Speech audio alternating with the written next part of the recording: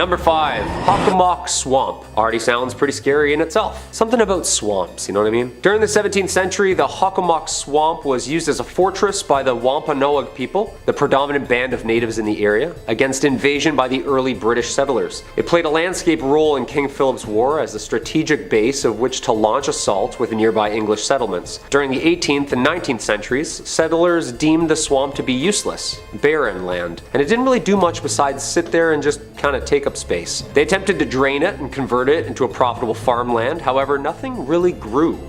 The natives of the region placed a much higher value on the swamp, however, for centuries. The first people had relied on hunting food there, riddled with fauna, and the swamp had gained an important legend and folklore among them as being a place where many things meet. They named it Hockomock, the Algonquin term meaning place where spirits dwell, and that's exactly what people say they do. Dwell there. What makes this swamp so haunted is the different purposes it was used for. A cesspool for bones of the fallen. Some places are just more susceptible to violence and death over the years, and that reputation of spirits lingering is what's so heavy and cold about this location. Much of the swamp served a dual purpose as a sacred burial ground as well. The Hockomock is occasionally referred to as the home of the Hockomock. The Wampanoag people worshipped and feared Hockomock, the chief deity of death and disease. Hockomock, composed of human souls of the dead, was known to congregate in areas like the Hockomock Swamp. Thus the term and lore stuck. Yep, just a giant mud monster swallowing souls. Charming. There are many stories and legends that have become associated with this swamp and are even connected to the number 1 on my list. It remains a place of mystery and fear and apparently good frog catching. Number 4.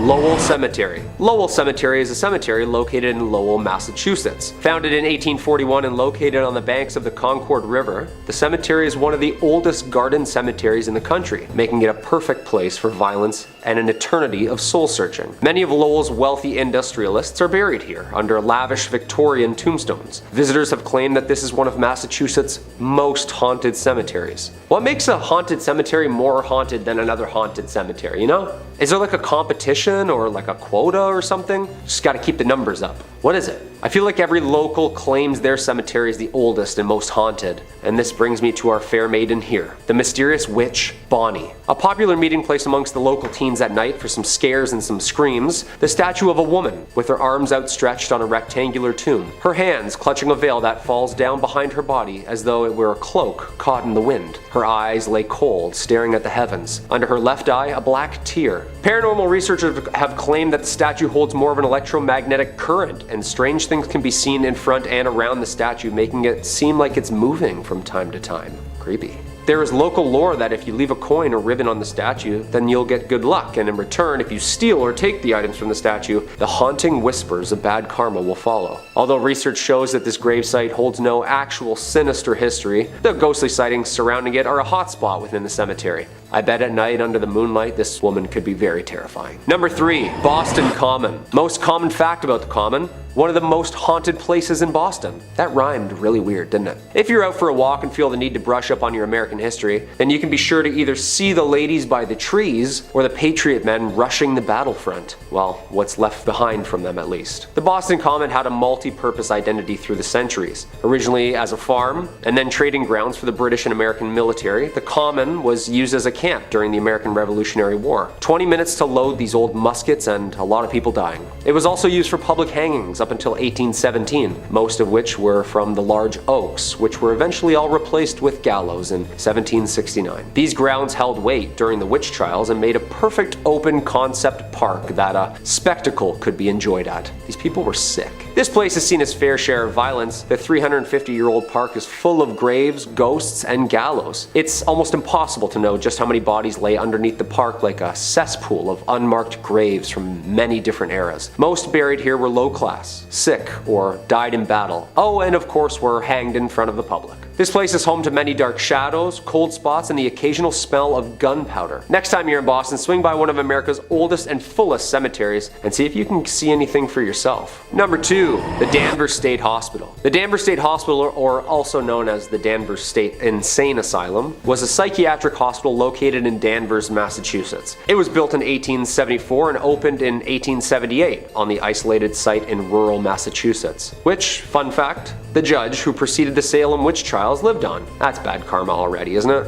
Despite being included in the National Registry for Historical Places in 1984, the majority of the building was demolished in 2007. At a cost of $1.5 million at the time, the hospital originally consisted of 2 main center buildings with housing for the administration, with 4 radiating wings on each side. The outermost wards were reserved for the most hostile patients. This was a prominent location where medications were being tested by the government, and the favored lobotomy was being fleshed out. When shock therapy failed to control the population, lobotomies started, and in 1939 the population of the hospital swelled to almost over 2,400 patients. A total of 278 people died at the hospital that same year. Neurology experts often call Danvers the birthplace of the prefrontal lobotomy. Ouch. Visitors to the hospital during these years reported lobotomy patients wandering around staring blankly at nothing, unaware of who they were or what they were doing. Large budget cuts in the 60s played a major role in the progression of closing the Danvers State Hospital, and with nicknames like Hell Hill Hospital and Lunatic Asylum, the hospital began slowly closing its facilities by 1985. The original hospital wards were closed and abandoned soon after. During the 80s, reports began to filter out of the hospital about missing teenage patients. The stories of ghostly figures and shadows in the windows were thriving. Are the ghosts of the lobotomized patients still aimlessly walking the realms of this now demolished hospital? What do you think? And number 1, the Bridgewater Triangle. Just a couple miles south of Boston is one of the most interesting and bizarre places in Massachusetts. I chose this as the number 1 spot due to not only the paranormal ghostly figures that have been seen across the vast plains, but 200 miles of connected weird events that will definitely catch our attention. It's named from the triangle shape. The paranormal events and phenomenon that occurs within these mapped lines includes as many as orbs, UFOs, Bigfoots, fairies, skinwalkers, alien hybrids, you name it, it's there. Well, possibly there. The towns of Raynham, Brockton, Norton, and Taunton are all subject to a universal head scratcher. In the 70s, there of course was a surge of UFO witnesses, at the same time several Bigfoot. Huh, that's interesting. Massachusetts just keeps getting stranger and stranger, doesn't it? Huge humanoid creatures, motherships, and landed UFOs have also been spotted and reported within this 200 square foot mile radius. Do you think this place is like a Skinwalker Ranch type of place? Maybe some motherships are trying to just reconnect with the Wi-Fi upstairs? I don't know. Whatever it is, the Bridgewater Triangle has been home to numerous documentaries and folklore and attracts spooky goers each year with its variety of paranormal activity. And coming in at number 5, we have the Houghton Mansion. Built in the 1890s in North Adams, Massachusetts, for the mayor himself, Albert Charles Houghton. This neoclassical revival-style mansion sits on 172 Church Street. A family man, Albert was the president of Arnold Print Works, a prominent textile factory in North Adams. His wife, Cordelia, daughter Mary, and himself had owned and lived on the property right up until the fatal car accident which took the lives of the family in 1914. On an early summer morning, Albert and his family, accompanied by another family, Dr. and Mrs. Dutton and their daughter, and of course the family chauffeur himself, Mr. Witters, had decided to head out into the countryside for a leisurely drive, a drive that ultimately took their lives. Unfortunately, for everyone on that August 1st morning, after a steep turn, the car lost control and proceeded to screech off the road, resulting in a rolling fatal wreck. All the women in this tragedy losing their lives, with the men barely surviving from the multitude of injuries. On August 11th, just 10 days after the accident, without his wife and daughter, Albert mysteriously died in the home from what doctors think was a broken heart. It is said that 3 ghosts haunt the Houghton Mansion, including Albert himself, Albert's daughter Mary, and the driver, Mr. Witters. The mansion remained with the Houghton family until 1926, when Albert's daughter Florence and her husband sold the building to the Freemasons. This is when the spookiness really started happening. Through its multitude of use throughout the years, additions to this historic site were added on by the Masons, using it for ritual and spiritual purposes, making this story even weirder. Over the years, there have been countless paranormal witnesses claiming that the ghosts roaming the halls of the basement, Mr. Witters himself, guilt-ridden with the responsibility of the crash, and Mr. Witters took his own life shortly after returning home with injuries, and residents that have stayed at the site have claimed that the manly figure aimlessly rummaging through the basement is the driver himself. Among these claims have another spirit lurking in Mary's bedroom. It is said that overnighters have witnessed multiple bright lights and auras flying around the bedroom in the middle of the night. I wouldn't even step foot into this house, let alone set up camp and spend the night. No way. The Houghton Mansion remains a tourist attraction and hotspot for paranormal goers worldwide, and to this day is one of the most haunted and mysterious sites in all of Massachusetts. Number 4.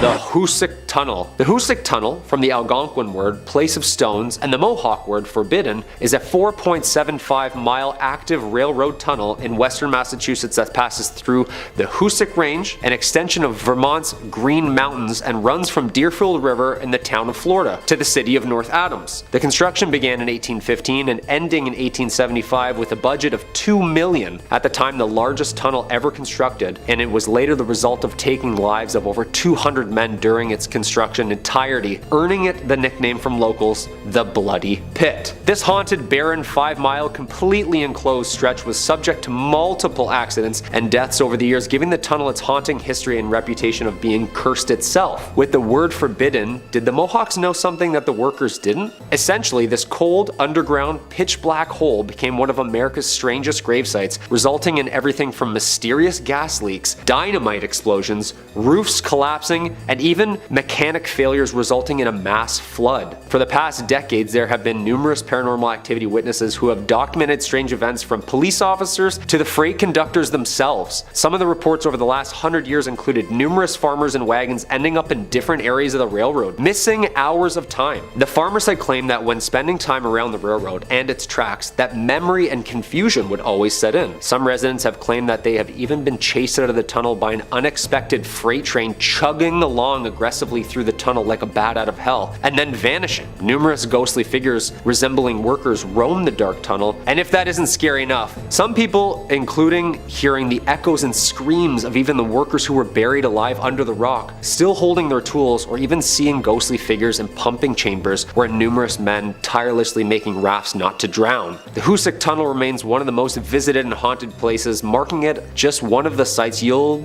probably never find me at. Just in 2020, the tunnel was yet again subject to a mysterious collapse, resulting in months of repair. Yeah, I say stop fixing it and just let it be.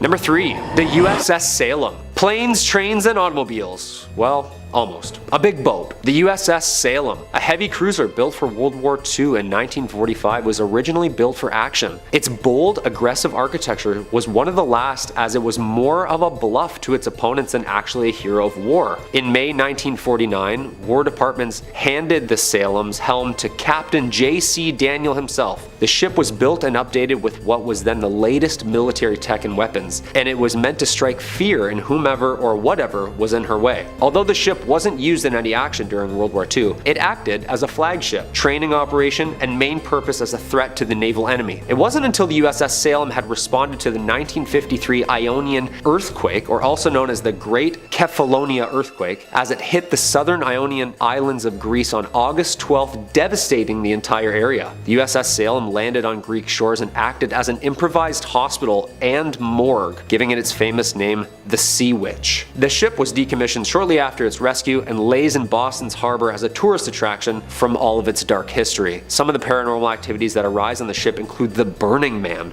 who smells of rank death and can be seen in the mess hall where the bodies have been stored. Another famous apparition on the ship is the ghost girls who lurk the halls of the ship. Little ghostly figures can be seen and felt on the legs of tour goers. Some people claim that the ship is even home to hellhounds, an aggressive pack of ghostly creatures that roam the ship, growling and scratching at closed doors. Yeah, the next time my dog scratches at my door, she's going up for adoption, I'm sorry. Number 2, the Lizzie Borden house. This quaint bed and breakfast located at 230 2nd Street is home to one of America's most haunted and mysterious homes. The Lizzie Borden house gets its haunt from an unsolved murder of Lizzie Borden in 1892. One of the most infamous true crime figures, known for her murdering of her father and stepmother with several blows to the head with a hatchet. Oof, ouch. Although acquitted, the killings remain unsolved to this day. This case earned notoriety, and much that the popular local children's rhyme had been linked to this death. Lizzie Borden took an axe and gave her mother 40 whacks When she saw what she had done, she gave her father 41.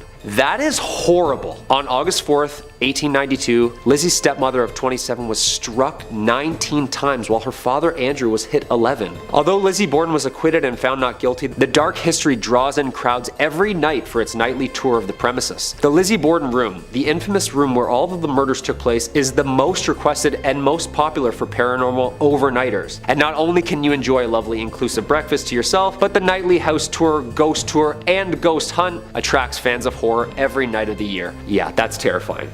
And there's a jingle to it. I don't like that at all. And coming in at number 1, the Salem Witch Trials. We can't talk about haunted places in Massachusetts if we're not going to bring up the witch trials. And I'm not talking about Sabrina the Teenage Witches, or anything of cute of that nature. These famously documented witch trials need no introduction, and unfortunately lays way to one of the most horrific events based in truth. The site of mass hysteria and hangings of supposed witches took place here and occurred in colonial Massachusetts between 1692 and 1693. More than 200 people were accused of practicing witchcraft, or better known back then as the devil's magic, and 20 were ultimately executed. Eventually, the colony admitted the trials were a mistake and compensated the families of those convicted. Okay, yeah, sorry. I just thought when you sneezed, you didn't say bless you, so I already don't like you, so I figured you were a witch. I'm really sorry. Since then, the story of the trials has become famous in paranoia and injustice, and it continues to baffle researchers to this day. We all know the famous play written by American playwright Arthur Miller in 1953, The Crucible, depicting the mass hysteria and drama during these trials. This was the perfect time if you didn't like someone that a strategic and untimely sinister accusation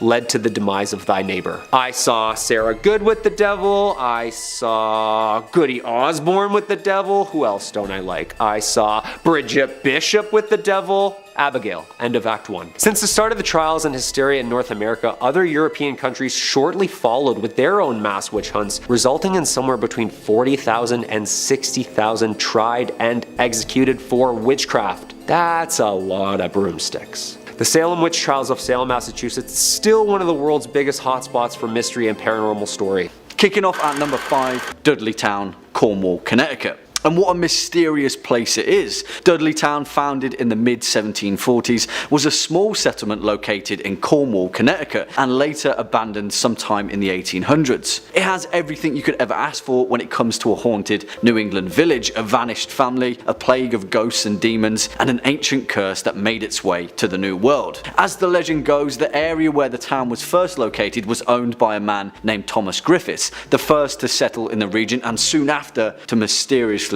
disappear. Then followed Gideon Dudley in 1747, the man who the town is named after, and his 2 brothers, who would become known over the years as the men who brought the curse that has allegedly plagued the region ever since, causing the small area of Dudleytown to fall into ruin. According to legend, the curse began in England in 1510 after an Edmund Dudley, a patriarch of the family, tried to overthrow Henry VIII but failed and was later beheaded. A curse was then placed on the family which stated that all of the Dudley descendants would be surrounded by horror and death, which manifested itself over 200 years of complete misfortune until the family made their way to the New World, where they all mysteriously succumbed to plague and famine. Take a hint, eh? And next up at number 4, Emily's Bridge, Stowe, Vermont. You might be asking, a bridge can't be scary, right? But let me tell you, yes it can indeed. Built in 1844, Goldbrook, otherwise known as Emily's Bridge, is a single lane 50-foot long bridge where local legend believes a girl with a broken heart took her own life and since then haunts the area as an angry spectre. Sometime in the mid-1800s, Emily was supposed to meet her lover at the bridge as they planned to elope together and leave their disputed families. She waited and waited,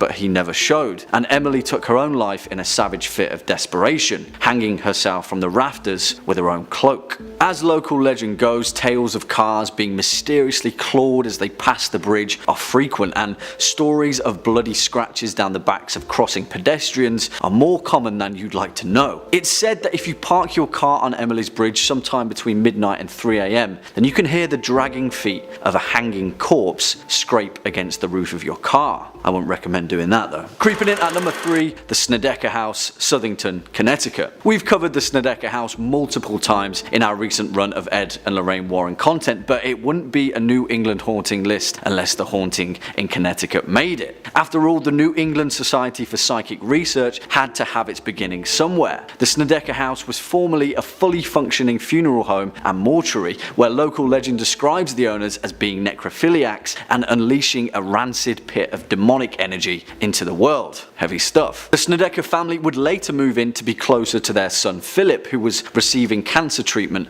at the nearby hospital. Well, of course, that's when the demonic possession began, with Philip being the first to be allegedly tainted, and then later the majority of the family falling victim to satanic deeds. Some of the paranormal activity witnessed is pretty prolific, including documented apparitions, flying objects causing injury, and the water running a thick, dark red with blood. Ed and Lorraine Warren both said that it was one of their more terrifying cases, and it stands as an obelisk for paranormal enthusiasts the world over. Next up at number 2, the Bloody Pit, North Adams, Massachusetts. This creepy tale just really strikes a chord with me, so listen in. Located between the town of Florida and the city of North Adams, the Hoosac Tunnel is a 5-mile railroad tunnel that passes through the Hoosac Range, an extension of Vermont's Green Mountains. Hoosac is an Algonquin word meaning place of stones, and has an appropriate meaning to the tunnel's dark, bloody past. Work began in 1851 and wouldn't be completed until 1875, going nearly $20 million over its budget. It was an economic disaster of a project, and with disaster often comes death. During construction, 193 workers lost their lives in deadly accidents, leading the surviving workers to dub the tunnel the Bloody Pit. The deadliest of these incidents occurred on October 17, 1867, where workers were trapped in a tunnel shaft after a gas lamp had leaked and ignited, causing a naphtha explosion to collapse the area that they were working in, raining debris and pieces of iron on top of them. 13 men were trapped 538 feet beneath the surface as the chasm began filling with deadly fumes and overspill water from a collapsed pump. After declaring that there were no survivors, rescue attempts were cut off after just a day, but it wasn't until several months later, after the deadly fumes had cleared, that workers made their way to the bottom of the shaft. There they found that several victims had actually survived long enough to build themselves a makeshift raft in an effort to keep themselves from drowning. They'd scratched marks into the walls, a countdown of the days that they'd survived before suffocating, when they finally realised that rescue would never come.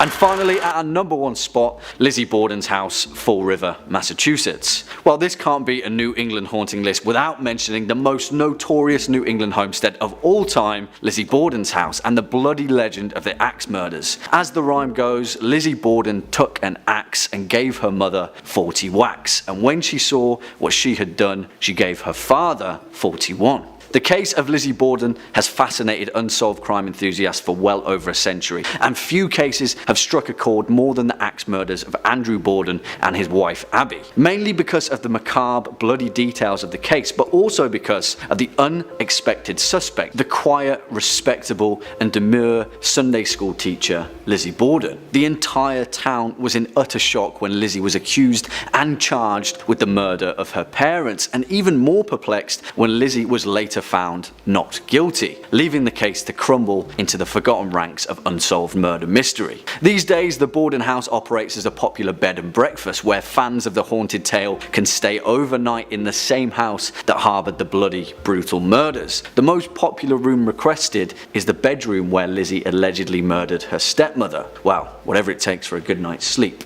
I guess. Coming in at number 5, we have Hotel Park Central. Located on Central Avenue in Albuquerque, you'll find Hotel Park Central. The original building was constructed in 1924 and served as a hospital. It was then purchased in the 1980s and transformed into a mental health hospital. However, in 2010, a major renovation occurred with a $21 million investment, and it became the luxury hotel that we know today. The hauntings in this building date back to the time it served as a hospital. Patients would report report seeing apparitions, hearing voices, seeing objects move, and feeling the presence of other beings when nobody was there. As well, when it was a mental hospital, it was known by patients and workers that on the top floor on the right wing, there is a ghost of a woman that likes to watch people in the hallways. Patients also reported having their bedsheets pulled off them in the middle of the night.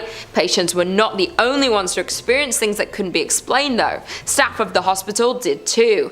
They would often have the sensation of being watched, as well as hearing something whisper in their ear, the movement of objects, and a general sense of heaviness throughout the buildings. Today, many guests at the hotel report similar paranormal experiences, as many guests report feeling watched in the presence of unseen beings. They have also reported hearing voices and shuffling in the stairwells. Several guests have also seen a female apparition on the third floor wing. A group of paranormal investigators were brought onto the scene of the hotel. The investigators were 3 team members who all experienced unexplained voices and whispering while close to the hotel. They also reported distinct coolness near their bodies and a sense of being watched. After reviewing their evidence, some of these experiences were captured on digital voice recorders. They also carried out the flashlight technique, an attempt at communication with the spirit that involves the answering of questions through the turning on and off of the flashlight.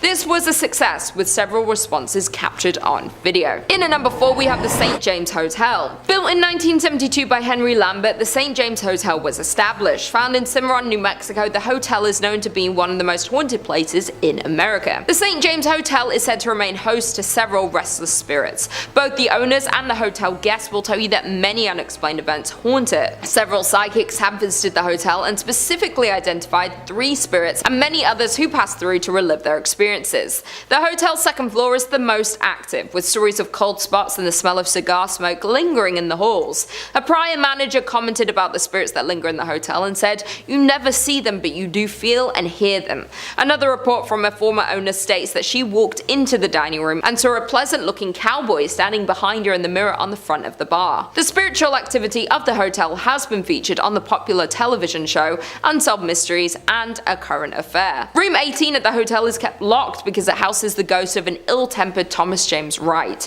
who lost his life at his door just after winning the rights to the hotel in a poker game. Having been injured from behind, Wright continued into the room and slowly met the end of his life. Because of the tragic accident that happened in room 18, it is known as one of the scariest and most haunted rooms. This can be seen with one former owner who said she was pushed down while in the room, and on another occasion saw a ball of angry orange light floating in the upper corner. The staff considers the room to be the most haunted, and people are rarely allowed to enter this room, much less sleep in it. Rumors abound that when the room was rented, several mysterious deaths occurred there. Other unknown entities are also said to roam the hotel, creating a host of paranormal activities. Staff report that items constantly fall off walls and shelves, and electrical equipment at the front desk behaves unpredictably. Others have reported cold spots throughout the historic inn, lights that seemingly turn on by themselves, feelings of being watched by unseen eyes, and cameras that cease to work inside the hotel, strangely returning to normal after leaving St. James. In at number 3, we have Hockomock Theatre. Built in 1927, this grand palace of a theatre certainly is a masterpiece of Pablo Deco fused with Art Deco. The creation of this beautiful southwestern style theatre was financed by a hardworking wealthy entrepreneur, Oreste Bacecchi, who wanted to fulfill a lifelong dream of building a grand theatre which would rival other larger-than-life movie palaces that were springing up around the United States. A large fire in 1963 destroyed Hockomock Theatre's iconic stage and much of the building, prompting the Bacecchi family to demolish it. In 1977, the same year, the theatre was listed on the National Register of Historic Places. The citizens of Albuquerque voted to purchase Hockomock Theatre at a steep discount. In return, the city of Albuquerque offered to fund the restoration of the landmark attraction. With the change of hands, local restoration experts were hired to restore Hockomock Theatre to its former glory. The hauntings of Hockomock Theatre can be traced back to a freak accident that happened in the late afternoon on August 2nd, 1951. Back then, hundreds of moviegoers were in Hockomock Theatre to catch the latest films. Without warning, a water heater located in the theatre's lobby exploded, sending scalding hot steam and plaster into the air. A total of 8 people were injured in the accident, including one person losing their life, Bobby Darnell. Since then, the theatre is said to be haunted by the ghost of Bobby. Performers and staff of Hockomock Theatre have all reported strange and unexplainable activities happening in the theatre. In particular, donuts placed backstage for performers would often go missing. To appease the spirit of Bobby, an altar was erected beneath the stairs to the dressing rooms. Toys, sweets and donuts would be placed before every major performance to ensure the the success of each show. Those who didn't would face a disastrous performance. Kymo Theatre's technical manager Dennis Potter recounted an incident in December 1986 when the donuts were removed by Andrew Shear, director of A Christmas Carol, just minutes before the first show. It did not take long before the disaster occurred. Electrical cables fell, lights exploded, doors on the set opened without warning, and performers had forgotten their lines. After the end of the disastrous show, the donuts were promptly replaced and the next show went off without a hiccup. However, an interview with Andrew contradicted the Potter's story, with the former claiming that the donuts were never removed or replaced. Apart from the unexplainable disruptions, staff working at Kymo Theatre have also reported seeing the ghost of Bobby, dressed in a striped shirt and blue pants. The ghost of Bobby is often seen loitering on the lobby staircase looking for the next victim of his harmless shenanigans. In at number 2 we have La Fonda Hotel. Standing in Santa Fe, New Mexico, there is the historic La Fonda Hotel. Over the years the hotel was destroyed and rebuilt several times over. In 1821, when Captain William Becknell blazed the path of what would become known as the Santa Fe Trail, he stayed at a La Fonda where the trail terminated at the town central plaza. As more and more pioneers traveled the Santa Fe Trail, the La Fonda became a popular destination for trappers, traders, mountain men, soldiers, politicians, and the like. The current La Fonda was built in 1922 on the site of the previous inns. In 1925, it was acquired by the Atchison, Topeka Santa Fe Railroad, which leased it to Fred Harvey. For more than 40 years, from 1926 to 1968, La Fonda was one of the famous Harvey houses, a renowned chain of fine hotels. Today, the La Fonda Hotel is said to host not only travelers visiting Santa Fe, but also several ghosts. Some people believe that the Honorable Judge Slough continues to walk its hallways. However, more often reported is the ghost of the distraught salesman who jumped into the well after losing all of his company's money. The hotel's dining room, called the La Plazuela, is situated directly over the old well, and both guests and staff alike have reported the sight of a ghostly figure that walks to the center of the room, then seemingly jumps into the floor and disappears. Other reported phenomena include a ghost that haunts the Santa Fe room, as well as a spirit that walks the hallways near the La Terraza, a restaurant located on the east side of the hotel's 3rd floor. In the 1970s, a ghost reportedly called the front desk to complain that someone was walking up and down the hallway in front of his room. When an employee was sent to investigate, he saw a tall man in a long black coat disappear into a stairwell. However, when he followed him to the stairs, there was no sign of the mysterious visitor. And finally, in at number 1 we have the Luna Mansion. The Luna Mansion in Los Lunas, New Mexico is known for one thing, and it's its ghost stories. Over the years, the Luna Mansion in Los Lunas has gained a reputation as being haunted. Guests and staff alike have shared stories of unexplained activity, which some chalk up to the paranormal. Over the years, the mansion changed hands several times before it was purchased and renovated as a fine dining establishment in the 1970s. It was then that the ghost of Josephina began to appear. Perhaps she didn't like the renovations, or maybe she just wants to stick around to make sure they were doing a good job on the home that she had spent so many years looking after. Dressed in 1920s period clothing, she had been described by employees as appearing very real. Most often she is seen in 2 former bedrooms on the 2nd floor, an attic, storeroom, and at the top of the stairs leading to the 2nd floor bar. At the top of the stairs sits an old rocking chair, which she has often been seen sitting in and rocking slowly.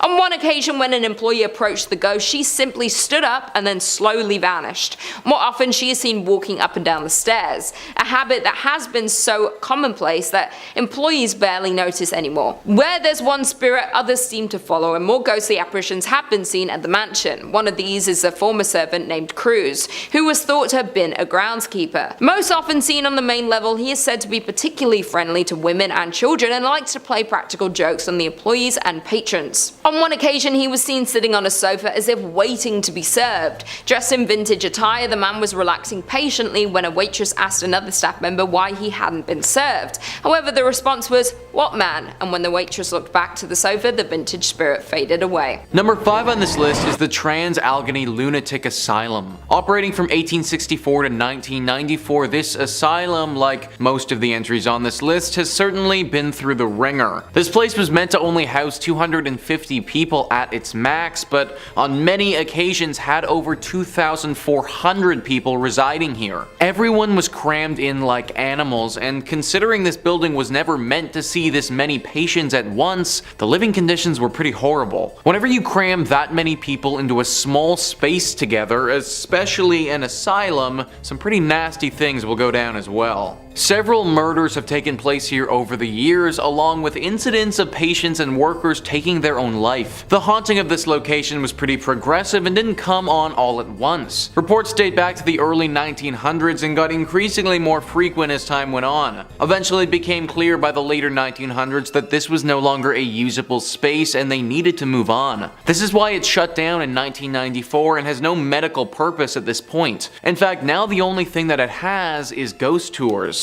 The owner of this place know the legends are far stretching with this asylum and intend to make a profit on it. The ghosts are decently friendly here, or at least for the most part aren't dangerous. However, there have been a few instances where individuals have been scared to a point of serious and significant trauma. If you do plan to go here, then make sure you have a thick skin and aren't frightened easily. Number 4 on this list is Haunted Harper's Ferry. Harper's Ferry is a small town in West Virginia that honestly looks like something out of a storybook. It's comprised of roughly 119th century restored buildings. As you can imagine, it's a very quiet town and there isn't too much of a big city vibe going on here at all. This place wasn't always quiet though. In the American Civil War, this town played a pivotal role and was fought over multiple times throughout the years. People believe that it was through the death during the Civil War that this place has developed an affinity to spirits. Deborah Block says, at the nearby True Treats historic candy store, chocolate and other candies are brightly lit on tables and in baskets. The cute and welcoming shop is popular with visitors, hardly seeming like a place where a ghost would want to hang out. But store manager Tara Dockman, known as the Ghost Lady, in town for her sensitivity to paranormal activity, says there are 2 ghosts who frequent the store and she even knows one of them by name. The female has a white flowy gown and she goes to the top floor of the store where there are no customers, she explained. And Colby, a man, likes to show himself and usually shows a shoulder or a pants leg which you'll see walk across a room. They both like to throw candy around and slam doors on customers. Dockman said Colby is a troublemaker who may also push people. She assured me that she had spoken to him about not bothering me while I was in the shop and was hiding in a corner storage area. Tara isn't some nutbag who's the only one who sees ghosts here either. Tons of people in the town have had run-ins with them. In fact, the biggest attraction this town has to offer are the ghost tours that highlight how haunted this place truly is. Number 3 on this list is Lake Shawnee Amusement Park. The park is no longer functional, and based on all of the incidents that went down here, that's probably a good thing. It all started in the 1700s when a settler, Mitchell Clay, and the local Shawnee Native Americans fought and ended with 3 of Clay's dying and lots of Shawnee warriors passing away as well. This was the inciting incident of the tragic movie that is Lake Shawnee Amusement Park. Also, 200 years later, in the 1920s, this land was bought and turned into an amusement park. The buyer wasn't aware of this history though and didn't realize the dark mark that had been left here by that battle so many years ago. There were a decent amount of tragic incidents that went down here while the amusement park was operational, but there are 2 that stand out as being the most stunning. The first one involved a young girl on the swings. While she was on the swings, a delivery truck, without seeing her, backed straight into her and she passed away. The second one involved someone who drowned in the swimming pool because their arm got stuck in the drain. The amusement park had seen enough and shut down in 1966. It was roughly 20 years later that they discovered the history of this place and pieced it all together, assuming that a curse must have been responsible. Locals don't dare go to this place anymore for fear of this curse. It should also be noted that the few who have stepped foot on this place again have reported run-ins with that young girl who died so many years ago. It seems that this curse won't allow her spirit to pass on and now she wanders the area. I'm sure that there are a bunch of other amusement parks in West Virginia that are a lot more fitting and functional than this one. Highly recommend avoiding Lake Shawnee altogether. Number 2 on this list is West Virginia Penitentiary. Would this really be a most haunted place list if we didn't throw a prison on here? Paranormal activity usually favors places that have seen a lot of tragedies and sadness, and this penitentiary has definitely had its fair share. This prison opened up in the 1860s and was active for 119 years before finally being shut down. In that time, it saw over 100 executions, countless riots where people were either severely injured or died,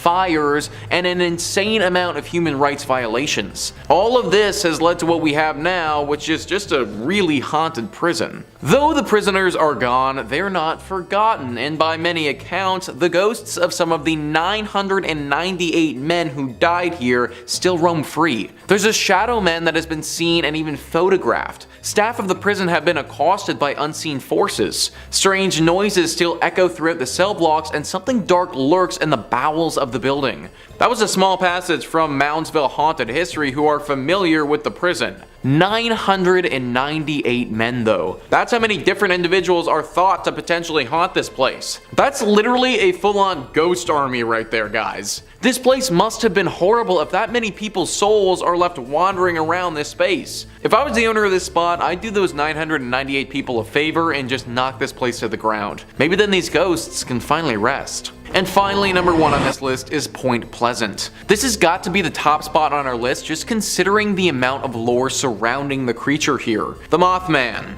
If you're watching videos on this channel, then I imagine you're already probably familiar with what this creature is, but for those who aren't, the Mothman is a humanoid creature reportedly seen in the Point Pleasant area from November 15th, 1966 to December 15th, 1967. Shayla Klein says, according to legend, Mothman is a black 10-foot creature with wings and red eyes. Articles and newspapers at the time were reporting that the monster was also commonly seen in the TNT area near town, with some locals speculating that perhaps people were really seeing cranes or owls, and others wondering if the creature was created in some sort of mutation accident involving the chemicals associated with storing TNT. Regardless, legend has it that mysterious men in black suits began visiting the town shortly after the sighting reports. The most infamous sighting of Mothman was on December 15th, 1967. Locals said that they saw Mothman on top of or flying over the Silver Bridge, which was a suspension bridge over the Ohio River that connected Point Pleasant, West Virginia, to Gallipolis, Ohio. According to Mothman lore, shortly after the creature was spotted on the bridge collapsed, resulting in the deaths of 46 people. An investigation into the disaster found that a fracture in a suspension chain was the cause. This is one of the most famous American urban legends ever. The amount of people who saw this creature during this period of time and the fact that high-ranking secret officials started to investigate it all point to its legitimacy.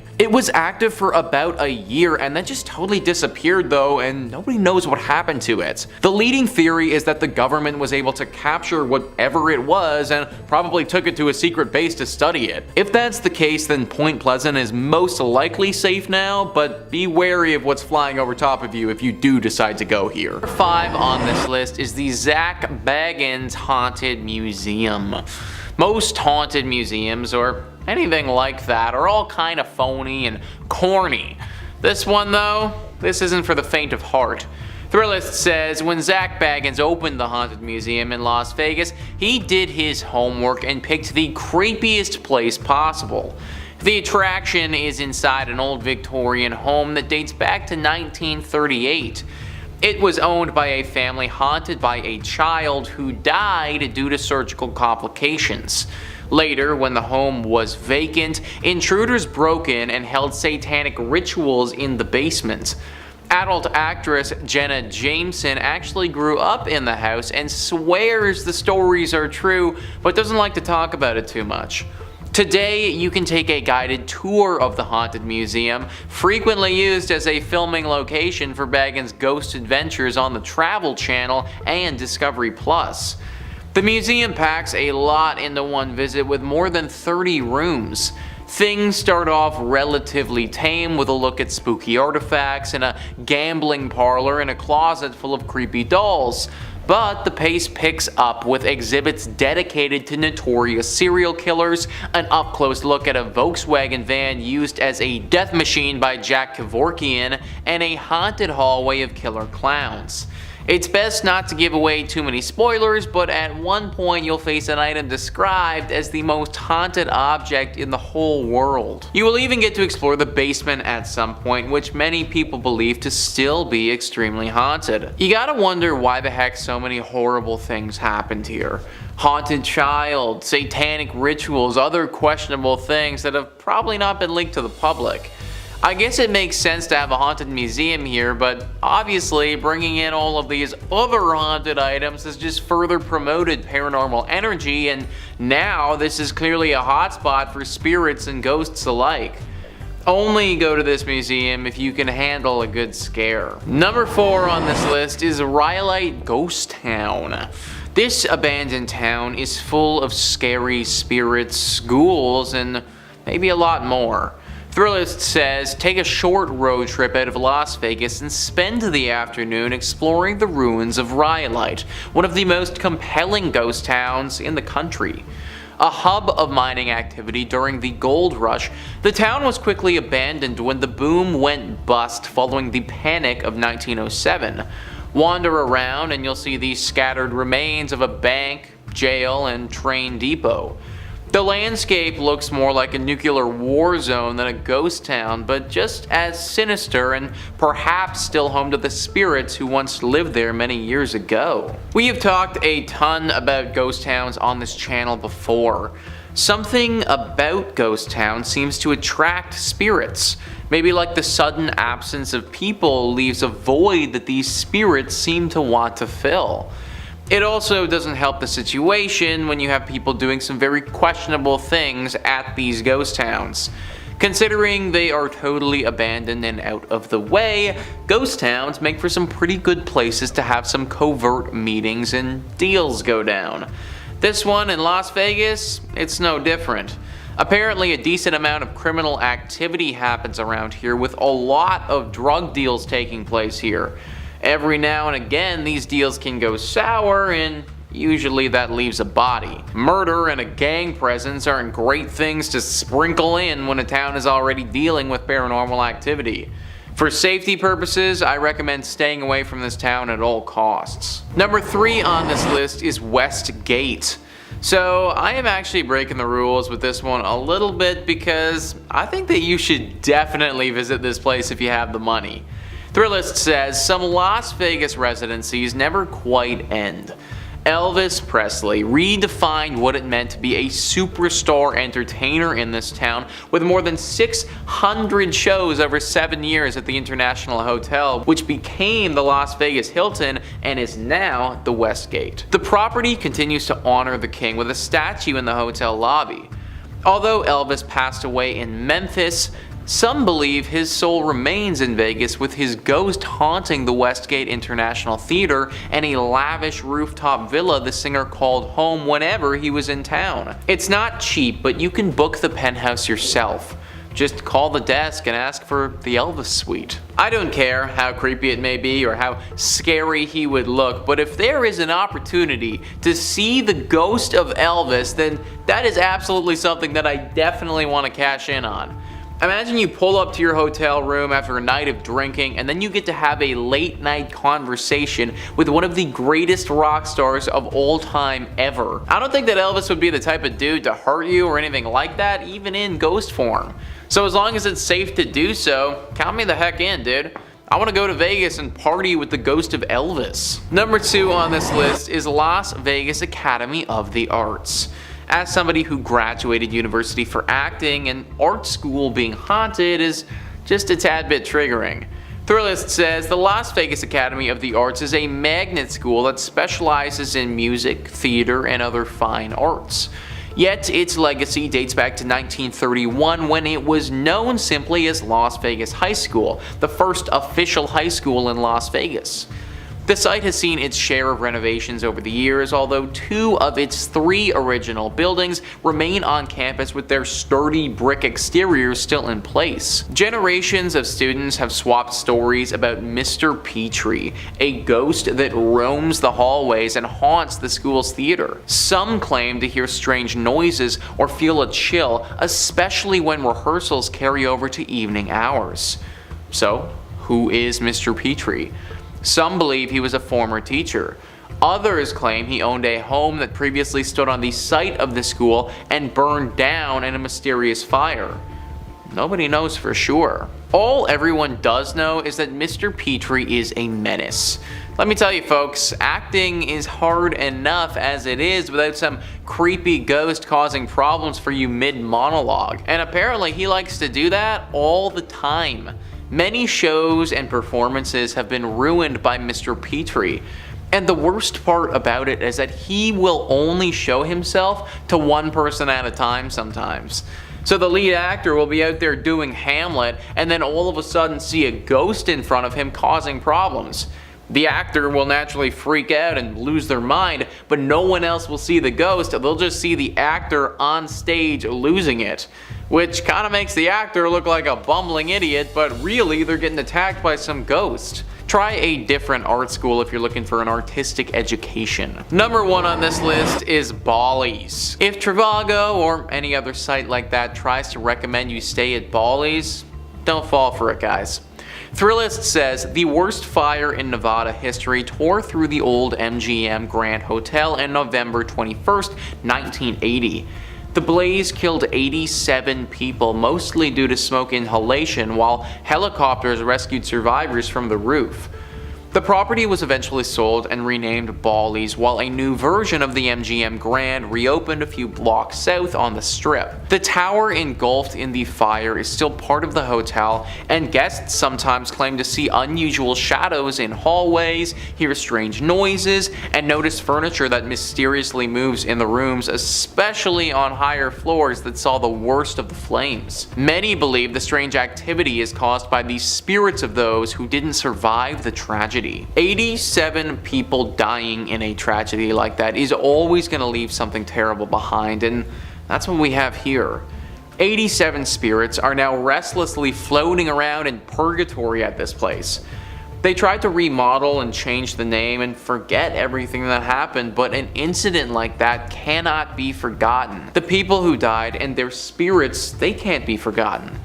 They're still there to this day, haunting the place and trying to seek help. Many of the reports haven't talked about these ghosts being evil, but just being misunderstood and trying to get out of this place. They didn't ask to die in a fire, and they also didn't ask to be left in this purgatory place forever. I would imagine that they want to move on, they just don't know how to get free of this. Hopefully someone can figure out a way to save these souls and let them pass on for good. Number 5 on this list is Tranquil Sanatorium in British Columbia. Tranquil Sanatorium has quite an extensive and tragic history to it, which has caused its walls to be the home to many undead spirits. A sanatorium, if you weren't familiar, is an establishment which has the sole purpose of housing those with long-term illnesses and is often associated with tuberculosis. The one that we're talking about right now is no different.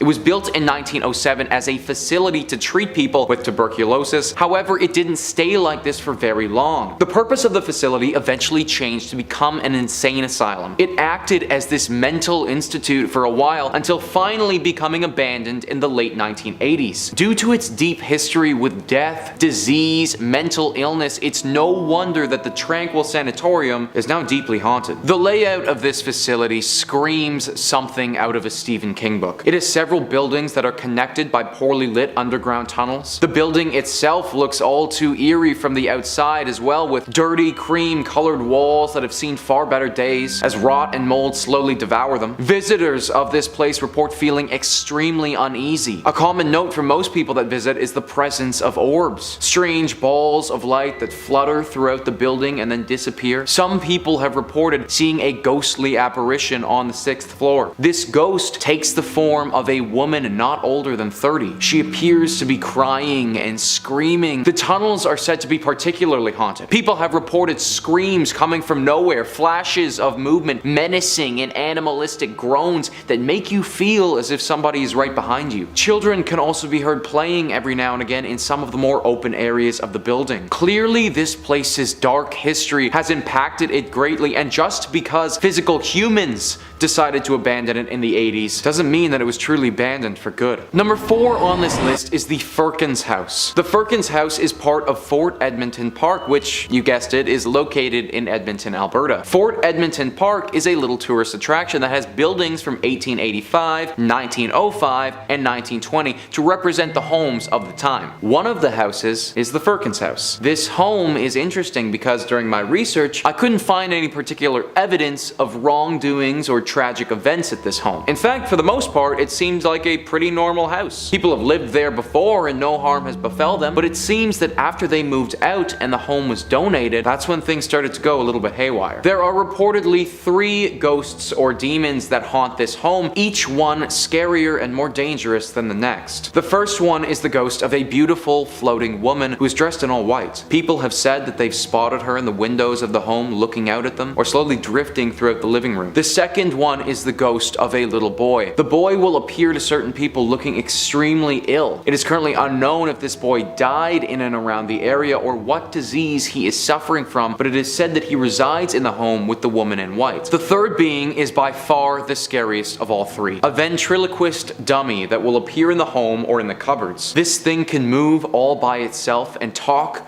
by itself. It is very similar to the popular horror franchise Chucky, and it's said by some to be seeking to harm the living. I'm not sure if the ghost of the ventriloquist has taken over this dummy or if the dummy has taken on its own persona, but I definitely do not want to go anywhere where the primary residence is a demon puppet. Number 3 on this list is the 5 Fishermen Restaurant. This is a restaurant in Halifax, Nova Scotia, known for its exceptional oysters and also its ghostly inhabitants. The ground that this restaurant sits on wasn't always utilized for serving up fish and chips though. In fact, it has a very long history. In the early 1800s is when the building went up, and for a long time it acted as the town's only school. Nothing ghoulish or demonic about that. However, at around the turn of the century, the school moved and the building took on a new purpose. It became the mortuary for Halifax and made its dealings with the dead. Now, not every mortuary is going to become haunted, but this one had quite a lot to deal with over the years. In 1912, the unsinkable ship, the Titanic,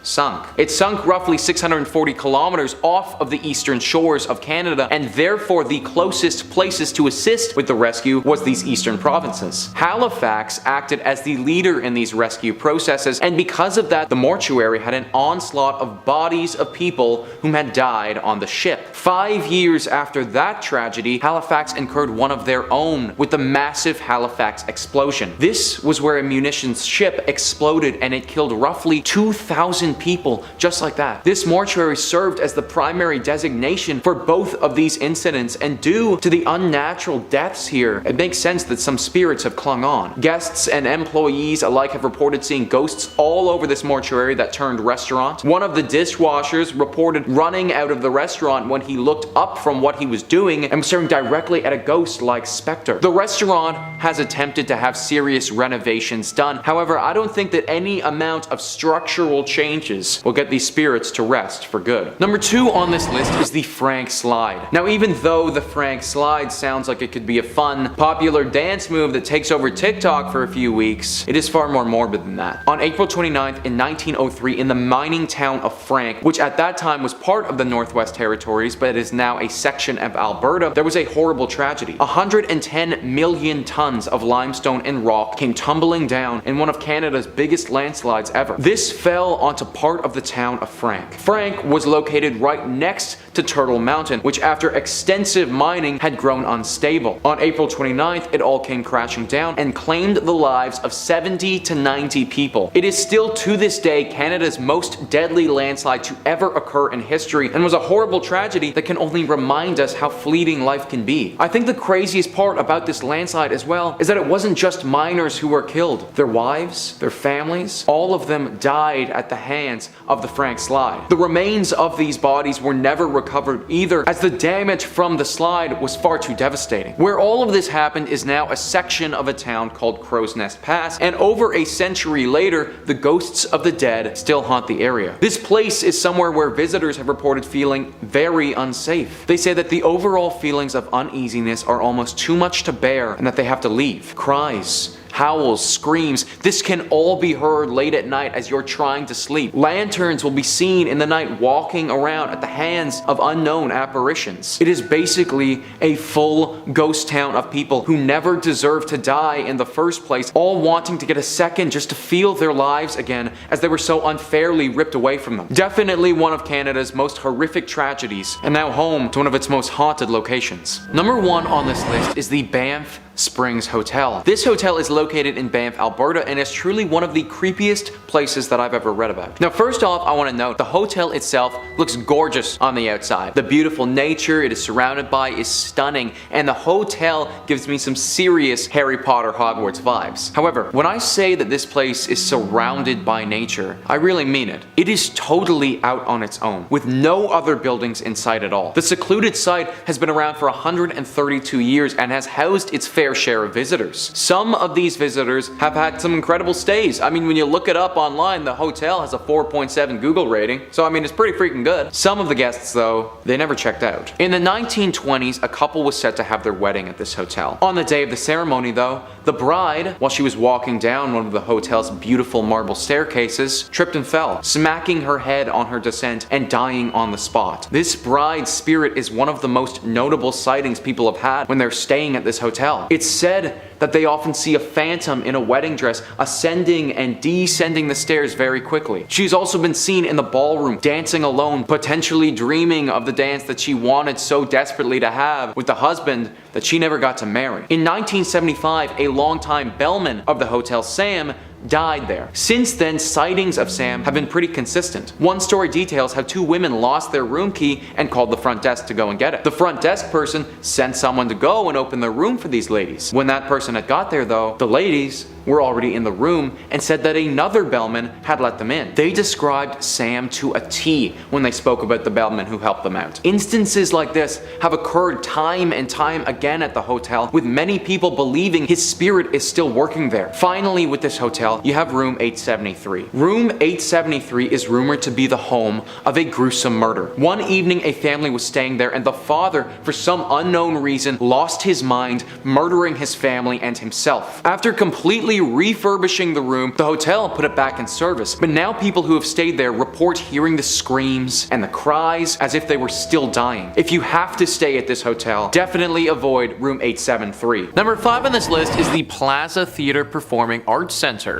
Built in 1930, this beautiful theater has had many shows and screenings here over the years. For 55 years, it was in operation as one of the premier spots to have your movie shown, but in 1985, the theater shut down. It remained as such for about 20 years when in 2006, it began to get renovated. Now it's mainly just for live theater and other performance art in the city of El Paso. Like a lot of beautiful old theaters though, as time passes, legends emerge, and this one in particular certainly has its fair share. The Plaza Theater for Performance Arts Center has 3 primary ghostly apparitions it houses. The first is our very standard and very classic drifting woman in white. Looking sad and down on her luck, the spirit of this woman will often drift around through the rafters and has been seen by many workers throughout the years. The second is a man in all black who materializes in front of people. He's described a bit like a shadow creature, but slightly less menacing. I suppose if we have our woman in white, it's only fitting that we have a man in black to get a little bit of variety going. The third ghost sticks with the theme of spicing things up and is actually a little boy with a bouncing ball. It's not a basketball, but a small bouncy ball that the child seemingly plays with as he haunts the theater. Nobody knows the origin of these ghosts or how they got here at all. Are they connected? Maybe once a family unit who died here together, or are they all separate and have each suffered strange tragedies at this location over the century? El Paso, I'm sure, has some other theaters, and I'd stick to those ones if you're looking to watch some live shows if you're there. Number 4 on this list is Henley Row.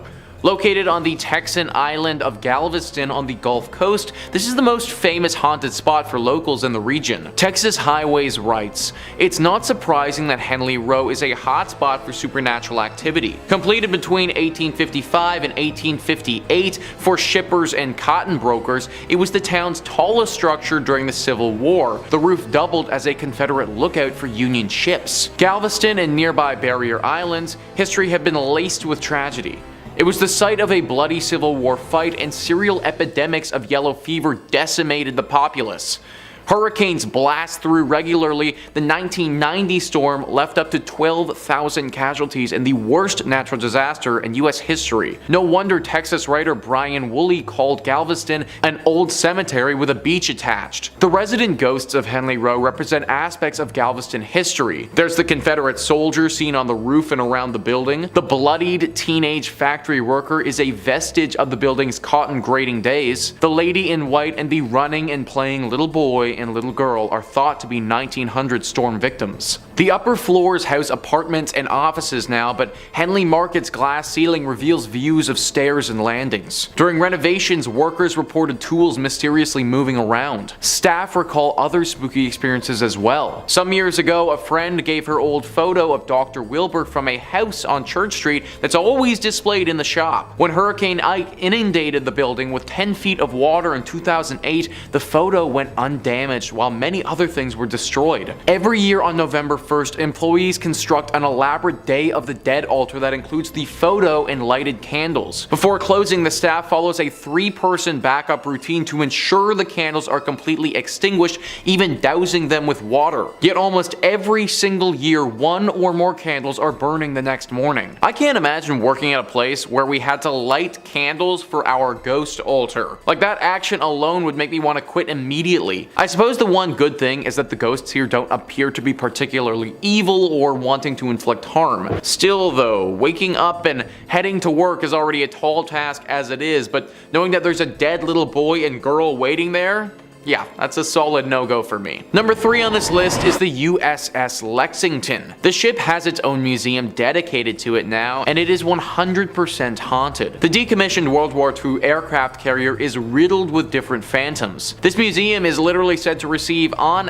average, hundreds of reports of ghostly apparitions in 1 year. That is so much supernatural energy that is just congregated here. Now, World War II was obviously an awful time, and if this boat played a major role in the Battle of the Atlantic, which I imagine it did, then it assuredly saw its fair share of tragedies. The ghosts are not quiet about their presence, they make themselves very known. One of the most famous ones resides in the engine room. Apparently, visitors will go there and a spirit will form, explaining the engines and how they work. Then, when his lecture is over, poof, he will be gone in a puff of smoke. There's also a general sailor that walks around the ship and is actually said to be rather helpful. However, with these tame ghosts, there are some troublemakers as well. Small items that you may have on your person, a wallet, a watch, a phone, a keychain, anything like that are often reported missing after people get on the ship. If you do intend to go here, then hold on to your valuables very closely and get ready for a long lecture on engines. Number 2 on this list is Bragg Road. For over 100 years now, this road has been haunted by a very strange and ghostly light. It's been seen by hundreds of people during that time, and nobody can explain it. Texas Highways says, in the heart of the Big Thicket is Hardin County, and in the heart of Hardin County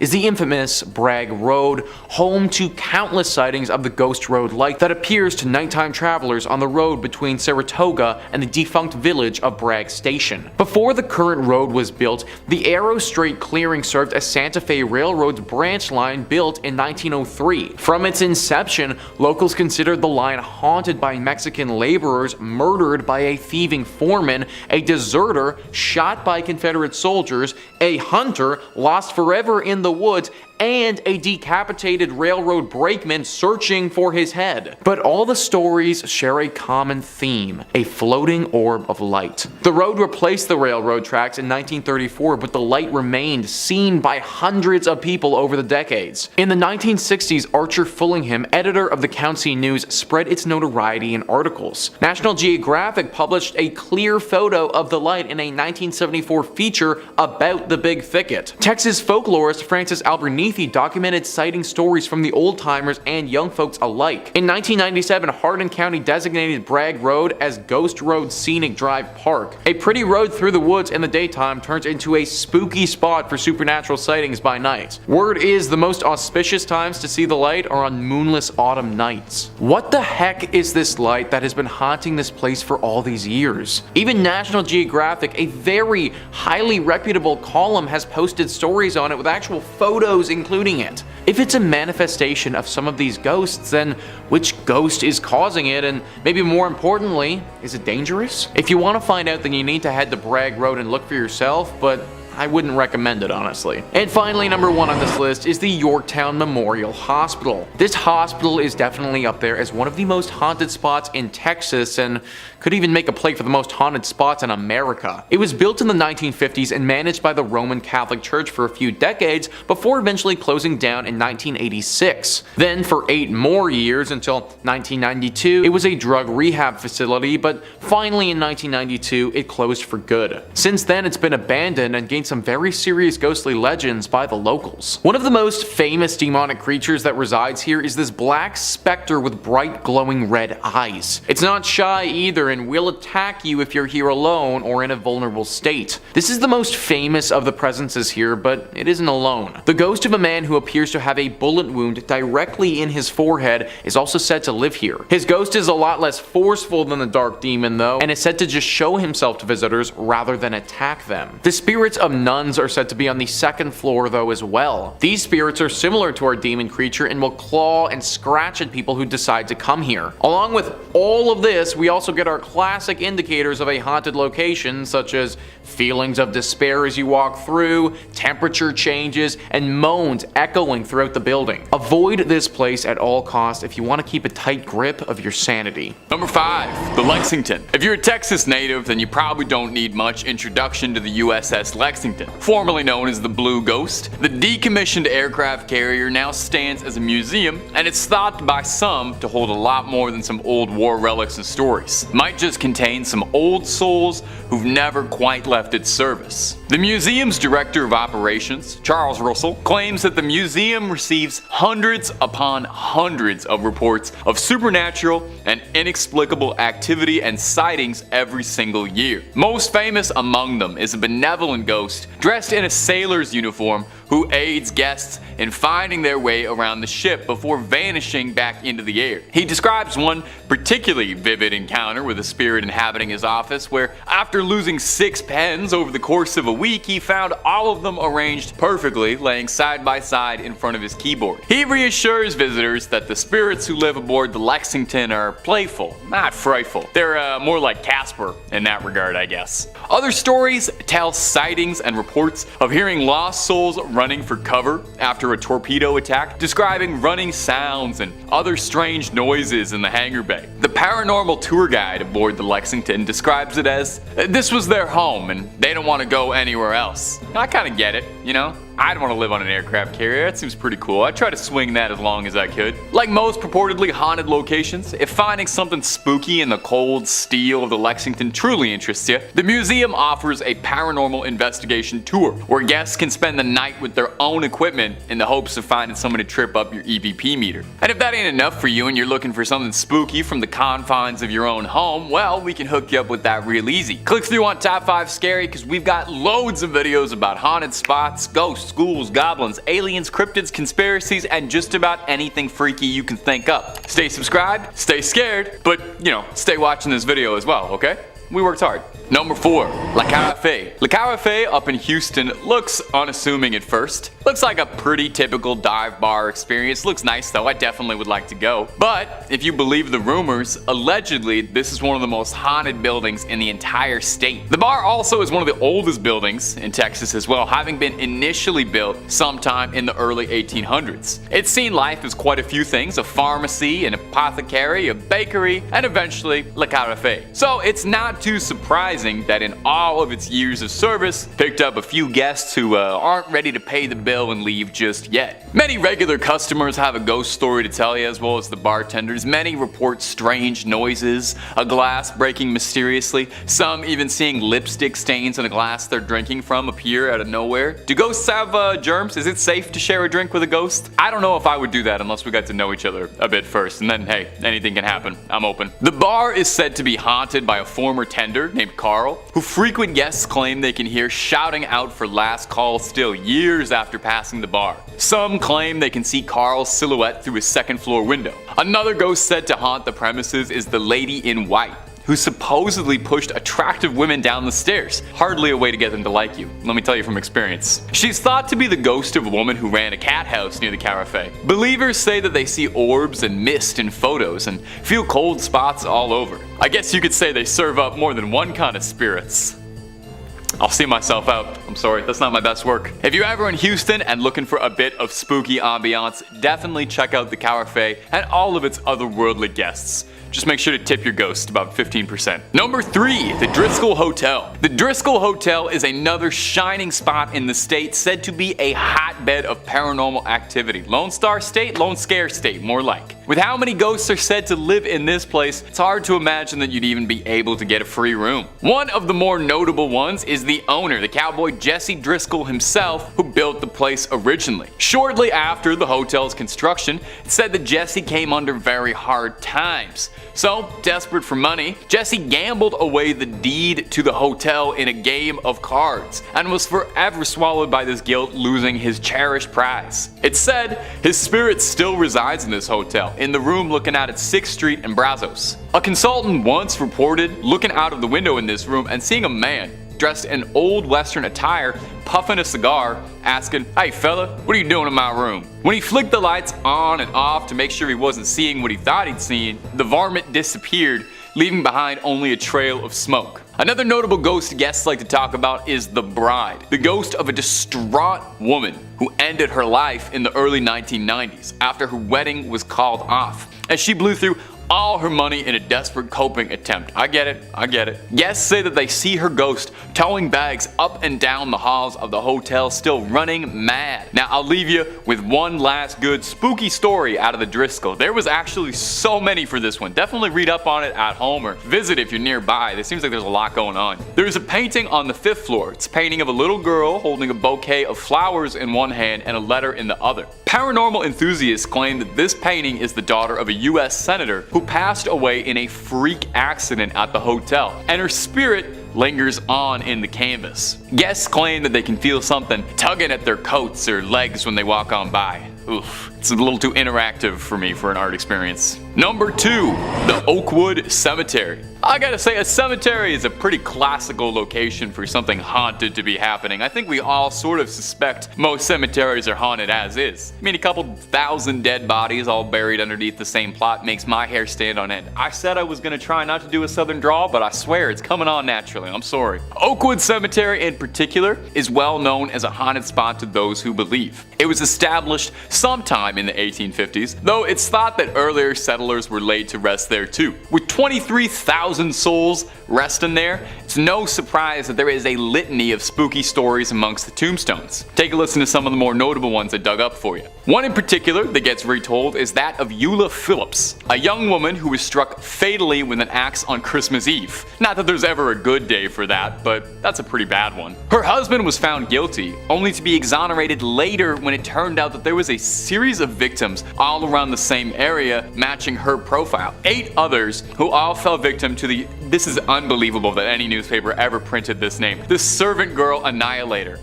I cannot believe they named him that. I've actually featured him in a video before. I can't quite remember the title of it, but click through on every single Top 5 Scary video until you find it. There are some theorists who suspect the Servant Girl Annihilator and the infamous Jack the Ripper are one and the same, and that guy just could not get enough traveling from country to country. Some local residents claim that Eula's ghost roams the cemetery, lost, afraid, and panicked, unable to come to terms with the vile means of her death. Another very notable ghost is that of Susanna Dickinson. When Lopez de Santa Anna attacked the Alamo, Susanna and her kin were brought into the garrison. The dust cleared and the battle was over, and Susanna met with Santa Anna, where he offered to take her and her children back to Mexico. But she declined, knowing it might even cost her her life. Surprised, Santa Anna spared her, and her account of the Alamo was crucial to understanding and remembering what happened there. Susanna was buried at a plot in Oakwood, and visitors say she constantly appears to strangers, telling her stories all these years on, still remembering the Alamo.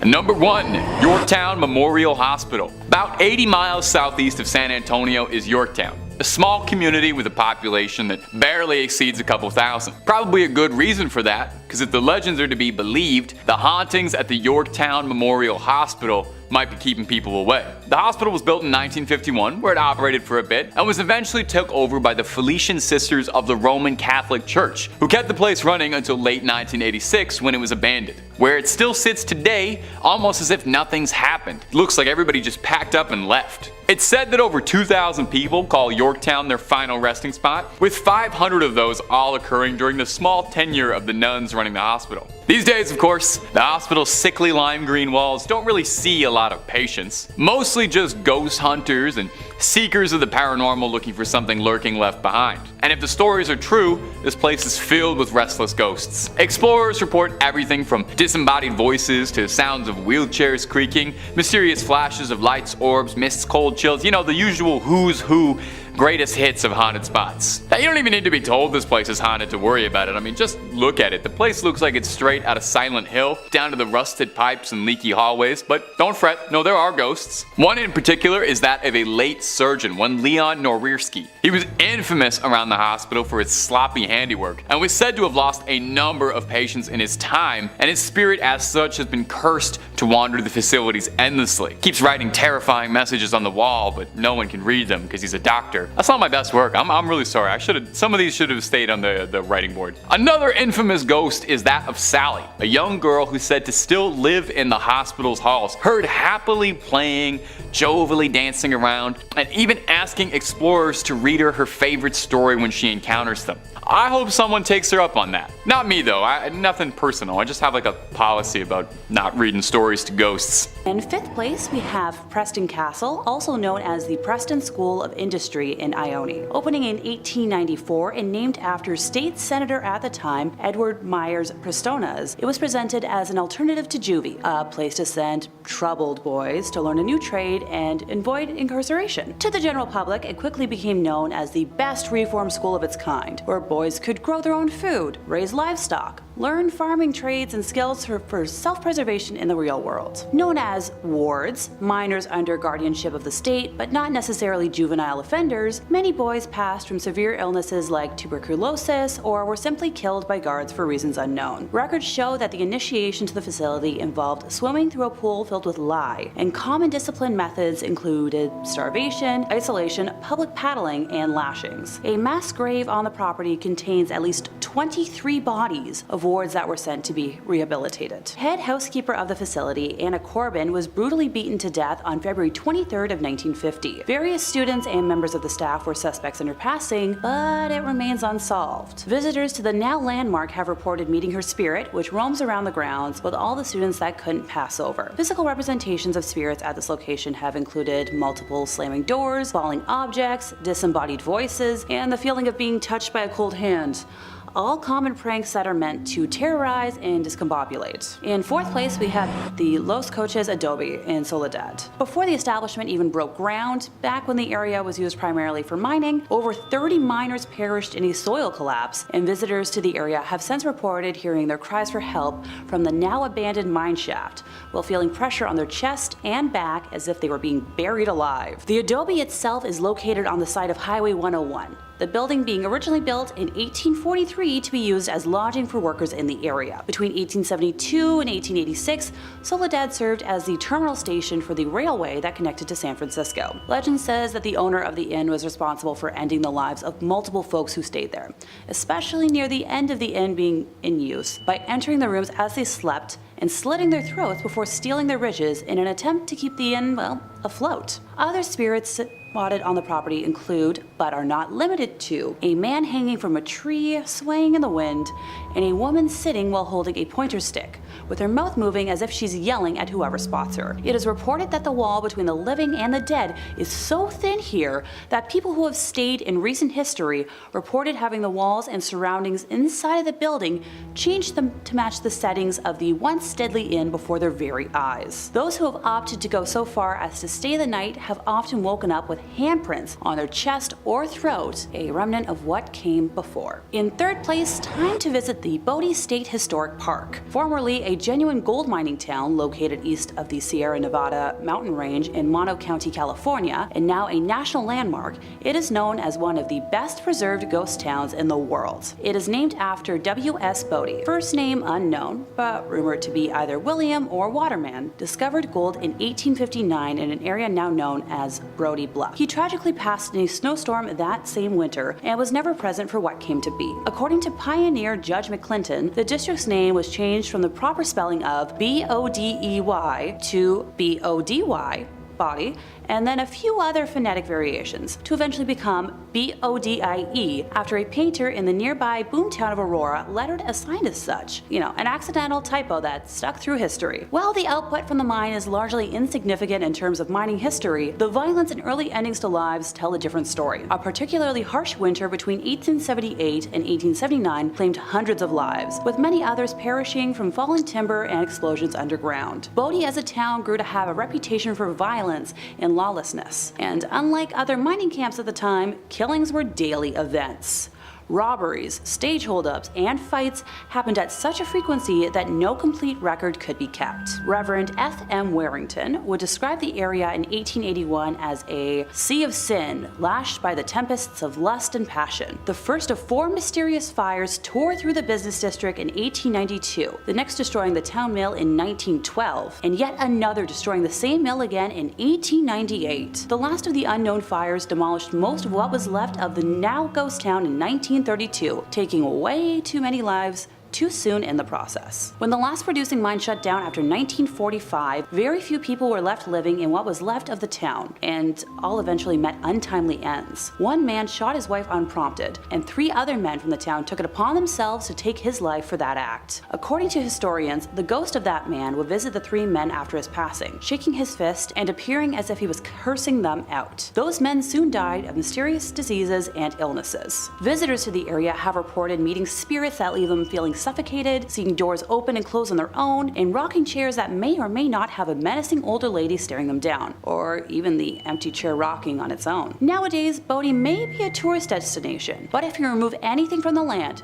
even so little as a pebble, you'll be cursed with remorse and tragedy. The park keeps a logbook of all letters and items returned to them, with each thief writing an apology note to Bode for what was taken. The curse is upheld by the ghosts of residents past who guard against thieves and protect the town's treasures. Coming in second place, we have the Cecil Hotel in Los Angeles, which was renamed to the Stay on Main in 2011. Cited as one of the inspirations for American Horror Story, Hotel, its history includes multiple deaths by a single hand and more unexplainable horrors. The first documented end of life at the Cecil occurred on the evening of January 22, 1927, when Percy Ormond Cook, age 52 at the time, shot himself in the head while inside his hotel room after spending over $40,000 in an attempt to woo back his estranged wife and an attempt to buy happiness. The next death that was reported was in 1931 when a guest, W.K. Norton, passed in his room after taking poison capsules. Too many lives to list were self-taken at the height of the Great Depression in the 40s and 50s. In 1947, it was claimed that Elizabeth Short, otherwise known as the Black Dahlia, was spotted at the hotel days before her gruesome and unsolved end of time. On the topic of unsolved deaths, we move ahead to 1964, when a retired telemarketer named Pigeon Goldie Osgood, who had been a well-known long-term resident at the hotel, was found brutally ended in her room, with said room having been ransacked. In the 1980s, the hotel was home for a few weeks to repeated ender of lives Richard Ramirez, nicknamed the Night Stalker. It's assumed that he engaged in most, if not all, of his killing spree while staying there, being convicted of 13 deaths total in 1989. A copycat of his, Jack Unterweger, stayed at the Cecil in 1991 and was responsible for the strangulation and death of at least 3 women of the night. The most recent death reported took place in 2013, when surveillance footage of Canadian student Elisa Lam behaving erratically in the hotel's elevator went viral. The video depicts Lam repeatedly pressing the elevator's buttons,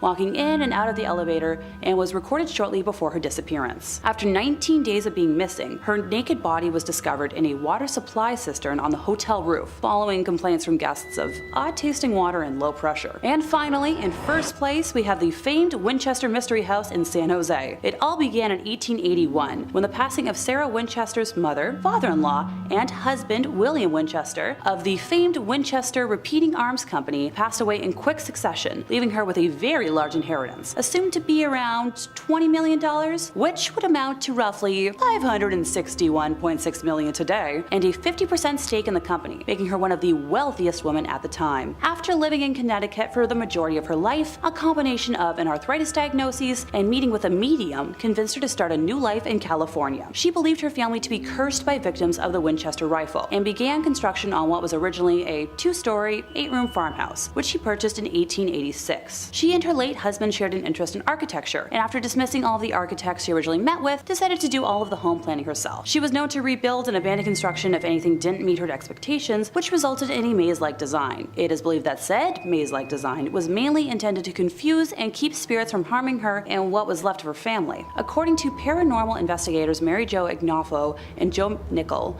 the bell tower built on the property was used to summon spirits, and Sarah was known to throw lavish parties for the beings she feared in an attempt to please them. It was reported in the San Jose News in 1897 that a 7-story tower was torn down and rebuilt 16 times. As a result of her expansions, there are walled-off exterior windows and doors that lead to nowhere, along with staircases that end suddenly, and as the house grew in size, up to 5 additional levels were added to the home. When the 1906 San Francisco earthquake hit, the damage to the home was quite extensive. The 7-story tower and most of the chimneys collapsed. An entire wing was destroyed, along with the 3rd and 4th story additions, and pipes that were protruding from what were once window boxes. Before the earthquake, the house is believed to have had 500 rooms, and at this time of Sarah's passing in 1922, the house had 160 rooms, 2,000 doors, 10,000 windows, 47 stairways, 47 fireplaces, 13 bathrooms, and 6 kitchens. Visitors to the house today have reported multiple instances of experiencing cold spots, footsteps, cooking smells,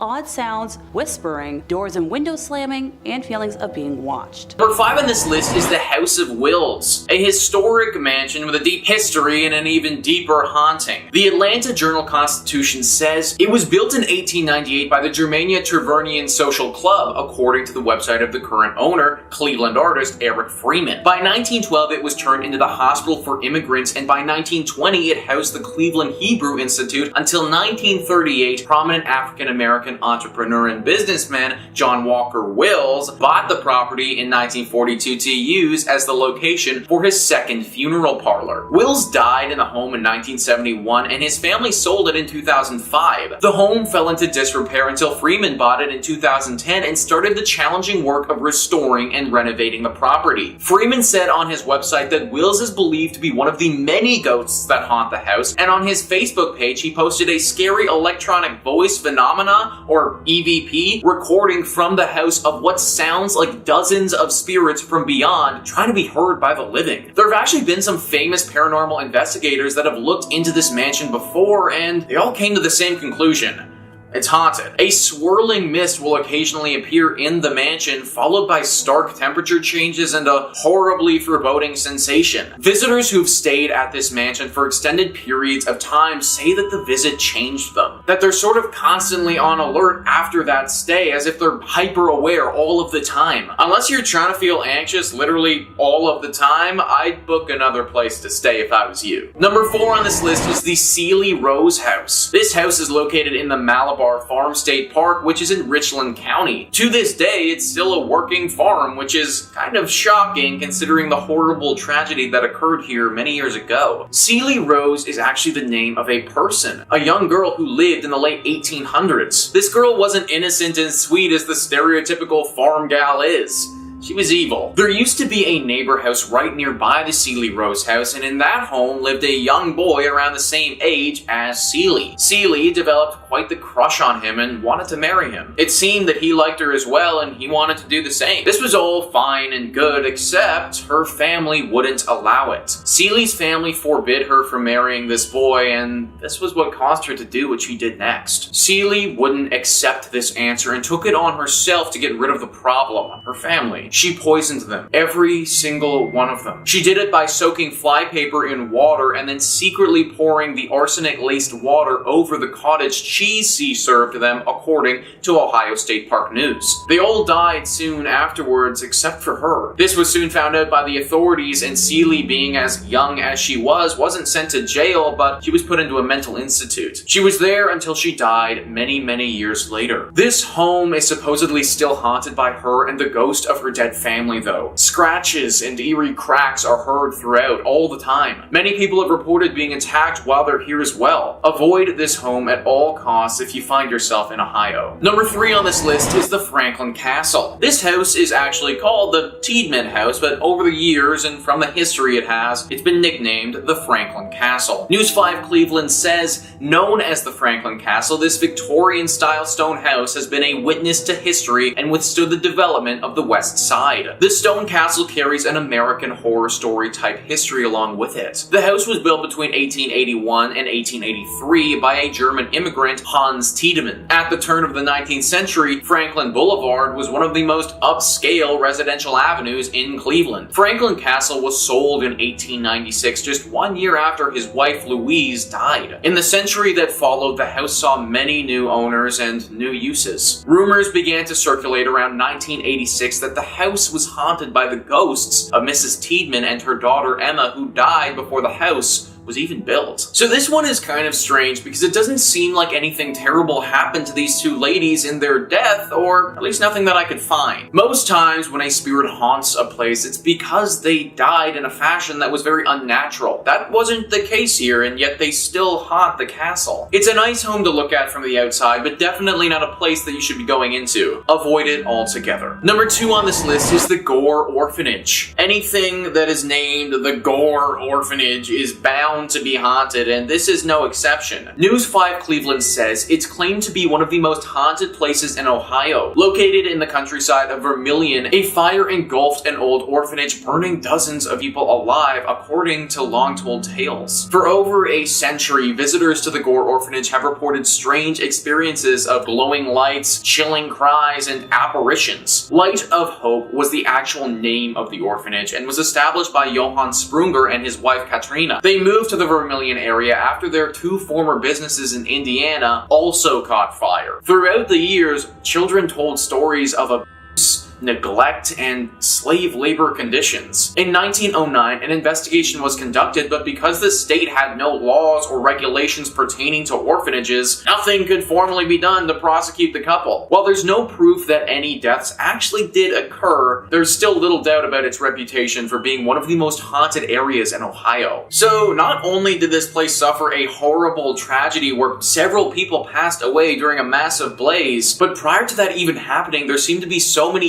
human rights violations going on. I have no idea how back in the day the state wouldn't have had any laws pertaining to orphanages, but it just shows how back then these operations and children were so neglected. Because of all this tragedy and just general sadness, we have what stands today, a horribly haunted, abandoned old orphanage. Now this is on the list of places not to go, and that's because it is actually very dangerous to do so. The ghosts here are upset, and interacting with them will be a huge strain on your mind. However, if you are feeling strong enough, then I actually do encourage you to go. The only way these spirits will finally find peace is if they finally get the attention from the public that they deserve, something that clearly this place didn't get while it was in operation. And finally, number 1 on this list is the Ohio State Reformatory. This is one of the most famous spots in all of Ohio. It got the public's attention when it was used as the filming location for the famous movie Shawshank Redemption. It also got the public's attention, though, when it was claimed to be one of the most haunted spots in the entire state. The Atlanta Journal-Constitution says workers laid the cornerstone on what was known as the intermediate prison between the Boys Industrial School in Lancaster and the Ohio State Penitentiary in Columbus for nonviolent offenders on November 4th, 1886, according to the Mansfield News Journal. The building was used as an operational prison for 94 years until 1981, and During that time, there was a good deal of violence, death, and disease. It's not surprising in the least to find out that this place is haunted. Visitors have reported seeing shadows, hearing strange noises and conversations, and experiencing feelings of anger, dread, and sadness. In 1948, the reformatory's farm boss, his wife, and his daughter were kidnapped and killed by two enraged parolees outside the prison's walls. But the building itself is believed to be haunted by the ghost of Arthur Lewis Glattack, the superintendent at the prison from 1935 until 1959, and his wife Helen. The warden's wife died from an accidental shooting, and several years later the warden died from a heart attack, according to the Preservation Society. The couple's disembodied voices have been heard in the prison's old superintendent's office. A boy is also believed to haunt the basement, where he was reportedly beaten to death, according to the website Mysterious Heartland. So yeah, I think it's pretty clear by all of this that this place is not the sort of spot you want to be visiting anytime soon. The amount of violence that this location would have seen is just truly abhorrent, and I'm actually surprised that they were able to get through the entire filming of The Shawshank Redemption without some serious ghostly interventions. Maybe it's because they had Morgan Freeman in the movie and, well,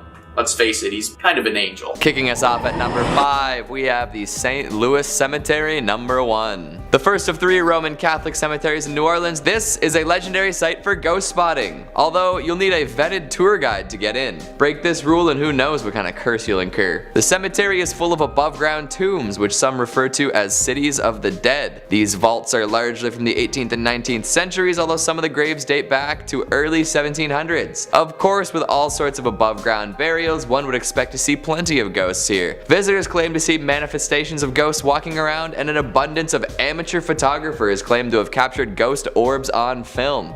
Digital too. Some ghosts are more famous than others, but at the St. Louis Cemetery number 1, none are as well renowned as Mary Laveau. The voodoo queen of New Orleans, Laveau made a name for herself through fortune telling, occult studies, and herbal medicines. These days, gawkers claim to see her floating through the cemetery where she's buried, wearing her signature bright colored clothing and white turban. Guests have reported being scratched, pinched, shoved, or even coming down with sudden unexplainable illnesses after seeing her ghost. For many years, followers of the occult would visit her tomb and mark it with 3 X's, but this led to more severe vandalism, and it has been refurbished since. Laveau isn't the only ghost to roam the graves, but she is definitely the most well known. Just watch your back if you choose to visit, and stick with the tour guide. Next up at number 4, the Hanging Jail. The Gothic Jail of De Ridder was built in 1915. Anything Gothic has a higher chance of being haunted, it's just how architecture works. That's why the Notre Dame is so full of ghosts. That and the whole Claude Frollo situation.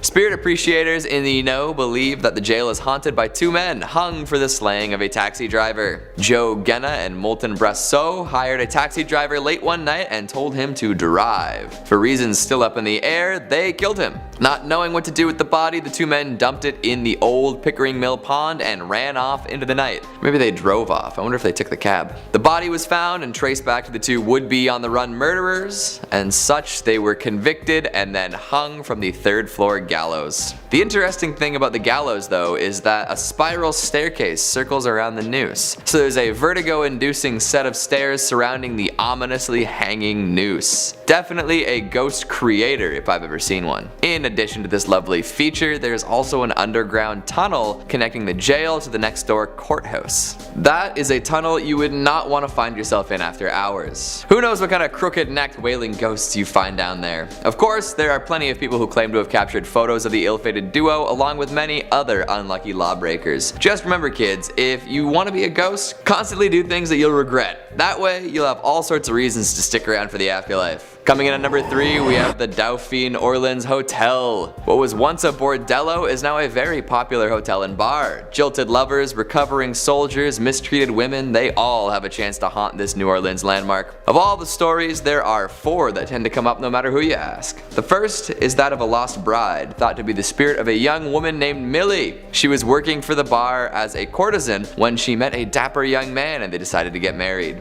However, on the morning of the wedding, Millie's groom-to-be was shot dead in a gambling dispute. Distraught, Millie waited for days for her fiancé to show up and never took her wedding dress off. For years, she would wear the white dress around the bar, hoping that someday he would show up.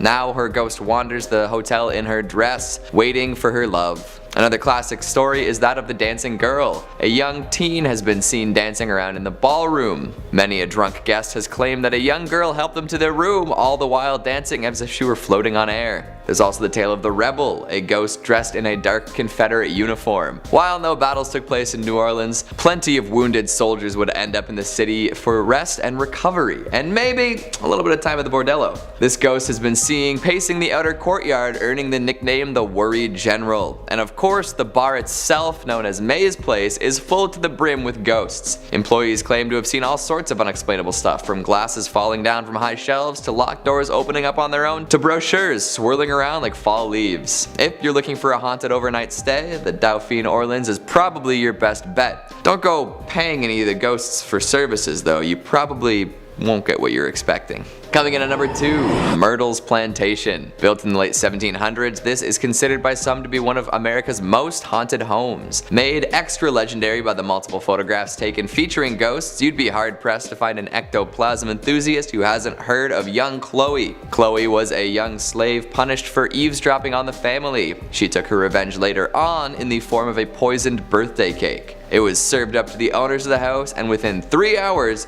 3 people were dead. Apparently that wasn't enough revenge for one lifetime though, as Chloe is still said to haunt the plantation. 2 different pictures have been taken with apparent ghostly qualities to them. One is a photo of the facade of the house, and if you look carefully in the corner, a ghostly visage can be seen. Another is of 2 tourists taking a selfie in front of a window, and Chloe can be seen peering out from in front of the curtains. While famous, some folks claim that they could be doctored.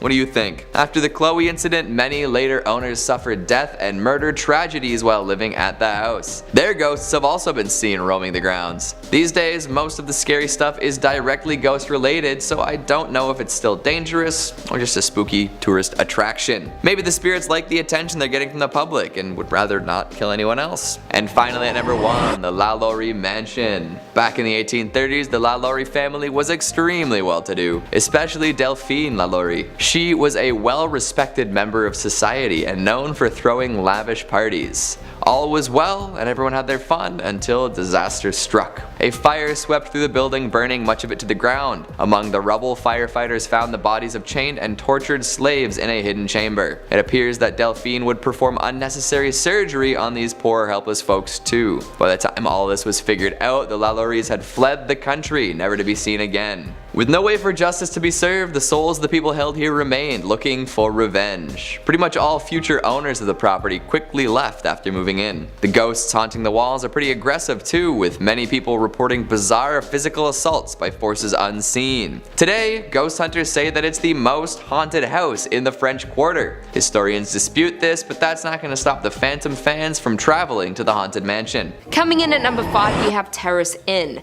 Located just north of the city of Petoskey lies the Victorian inn called Terrace Inn. The inn opened in 1911 and was known to be a luxury 38-room Victorian resort, though the perception of the Terrace Inn has since changed from a large number of scary ghost reports.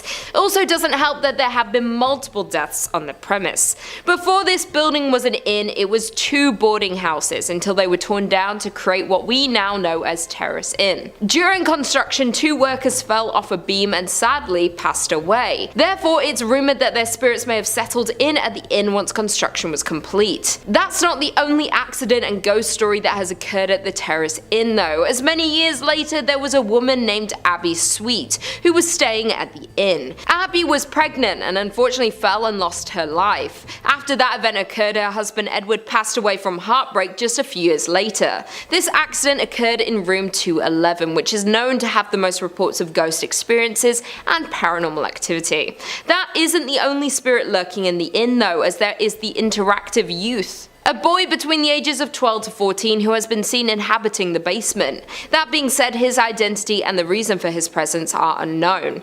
Over the decades there have been many reports of paranormal activity at the inn. If you ask the desk clerk for the inn's ghost files, they'll hand over a thick folder with accounts from past guests and employees. Even more frightening, it seems these reports may very well be true, as the reports span over 25 years written by strangers with similar ghost stories. Most reports from guests and and workers are hearing sounds of footsteps and voices late at night. Additionally, doors open and close by themselves unexplainably. Some have even reported hearing the sound of a piano playing or a party being held, but when investigated, the area the sounds were coming from was vacant. Plenty of paranormal investigators have spent the night at this haunted hotel, and they all agree it's crawling with paranormal activity. Lucky for the guests though, the investigators and workers all agree that the spirits aren't harmful or hold negative energy. That all being said, this historic inn remains one of our most paranormally active locations in Michigan. In at number 4 we have Solchoy Point Lighthouse. On the shores of Lake Michigan sits Solchoy Point Lighthouse. The lighthouse has been in operation since 1895 and it's the only active light left on the lake, but behind its walls holds the stories and spirits. Between 1902 and 1910, Joseph Willie Townsend was the lighthouse keeper who lived in the upstairs bedroom with his wife. For decades it's been said that Captain Willie Townsend remains attached to the old structure. The captain died at the age of 63 in 1910 and his death remains a mystery, though some believed it was cancer as he was known to be a heavy smoker. His body was embalmed in the basement of the lighthouse. Once Mr. Townsend died, some curious individuals got inside and went into the basement, where they found pieces of an old broken up kitchen table. Once they reassembled the table, that's when the paranormal activity began. The table chairs kept getting rearranged on their own and silverware was set on the table in a specific pattern, the way the captain preferred them. There have been multiple reports of a strong smell of cigar smoke within the lighthouse. Additionally, the captain's face has been seen in the upstairs bedroom mirror on 13 different occasions. The Solchoy Point Lighthouse is one of the Upper Peninsula Paranormal Research Society's favourite spots to investigate due to its high activity from the paranormal. They have seen the alleged shadow of Townsend move behind the curtains of the lighthouse and have also seen him appear in a mirror. Not only that, but one guest had even said that during her visit she saw a man wearing a heavy blue coat walking across the yard of the lighthouse. She waved at the man, but he just ignored her. Not thinking much of it, she went on with her day. When the guest got home and did research on the lighthouse, she realised the man she saw was the captain himself. And to this day, those who visit Solchoy Point Lighthouse leave with stories that turn non-believers into believers of the paranormal. In at number 3 we have Mackinac Island. One of Michigan's most popular tourist destinations is also one of its most haunted, Mackinac Island. The small island sits on Lake Huron, covering almost 4 square miles of land between the upper and lower peninsulas of Michigan. The island was originally home to indigenous settlements long before European colonization. Seeing at least 2 battles during the War of 1812, it has been the resting ground of many tragic deaths, making it a prime location for hauntings and paranormal activity. In a part of the island you will find the Grand Hotel. The area first served as a missionary school, but today it's known as a luxury hotel. Through investigators, there have been many reports of paranormal activity in the area, and it's known that the Grand Hotel is one of the hotspots for paranormal activity on the island. Legend has it that construction workers uncovered human remains while digging the hotel's foundation, with paranormal activity stories being recorded in the theatre, outside grounds and in its rooms. The staff have also reported seeing a man in a top hat playing the bar's piano. Others see a woman in Victorian clothing who roams the halls, even getting into beds. Another paranormal hotspot is the Mission Point Resort, which was a moral realignment, a religious movement from the 1930s. The resort's popular ghost story is about a man named Harvey who died in the late 1960s. Supposedly, Harvey was dealing with a broken heart and ended his life behind the resort, not being found until 6 months later. Some people believe there's more to the story, that he was perhaps murdered. That being said, Harvey is often reported in the resort's theatre, where visitors have reported being pinched or poked. With the never-ending ghost stories and paranormal reports, the island is deemed the most haunted town per capita in the United States, with 16 haunted locations per 478 people. It is safe to say that there are some paranormal activities and ghosts lurking on the grounds of the island. Coming in at number 2 we have Holly Hotel. Due to the growing number of railroad passengers passing through the area, the hotel was built in 1891. Many staff, residents and haunted historians will agree that the Holly Hotel is one of the most haunted buildings in the state of Michigan. Norman Gauthier, a professor of parapsychology who is also known as a world-famous ghost hunter, investigated the hotel in 1989 and concluded that the building is indeed haunted by a great number of spirits. Throughout the years, the hotel survived 2 fires exactly 65 years apart. Many residents and guests of the hotel have talked about the weird feelings they got on the second floor of the hotel without us actually admitting to seeing ghosts. ghosts. The inner's most famous ghost is said to be the former owner himself, Mr. Hurst. Hurst passed away in the 1920s, but many believe he just can't let go of his hotel. He is the most active ghost at the Holly Hotel and wasn't happy with the renovations that have been done to his inn. The rumour is if you see a man wearing a frock coat and top hat and smell cigars, you most likely have met the man himself. The other most common spirit would be with the former hostess, Nora Kane. According to the hotel, Nora's ghost is seen most often in the bar and back hallway. She has been heard playing the piano or softly singing a tune throughout the hotel, and her flowery perfumes can be faintly smelt when she is around. Those are only the two most common spirits of the Holly Hotel, though there are so many more encounters reported by visitors and ghost hunters. And finally, in at number 1 we have Beeson Mansion. Found in Niles, Michigan sits an old mansion that was built in 1847. The home was constructed by a local whiskey distiller who sold it to an attorney, Strother Beeson, and that's why it was referred to as the Beeson Mansion. Across the street of the mansion lies the family's private cemetery. Strother built the tomb across the street as a final resting place for his mother, and it wasn't too long afterward another family member joined the cemetery. Strother's son, born in 1969, tragically passed away, and a total of 12 family members are now entombed in the crypt. The ghost stories surrounding the Beeson Mausoleum are at least based on truth, if not completely true. Family legends about Harriet's odd behaviour were cited in newspapers over time, but not until much later, accompanied by reporting on unverifiable hauntings. Jumping to the late 1980s, when working to restore the mansion, the property owner reported hitting their head on a table in the hall, but something hitting them on the back. As well, they experienced instances of being pushed forward by an unknown force. Additionally, the doors would open and close behind them unexplainably. The renovated mansion is vacant now, but no one dares to buy it due to the many cases of hauntings and paranormal activity.